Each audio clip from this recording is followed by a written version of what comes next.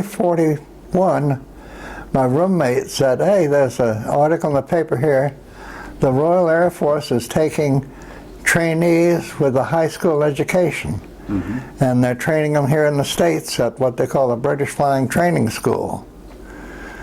And go down to Washington and to the British Embassy and talk to them. So we both went down there. And we met a Wing Commander Snaith, who was a Battle of Britain, ex-Battle of Britain pilot on a recruiting tour.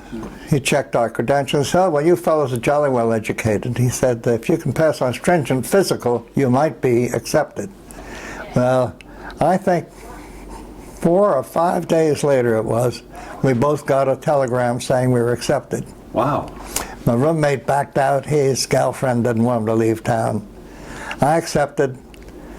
Next thing, they sent me a ticket to Miami, Oklahoma to go to flight training at number 3 British Flying Training School. And I got my wings in September of 41. And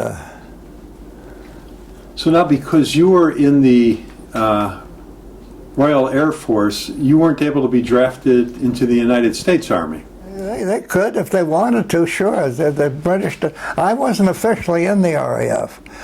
They told me don't sign the King's Oath. If you sign the King's Oath, then you're flying for a foreign country. So I didn't sign it, but they accepted me.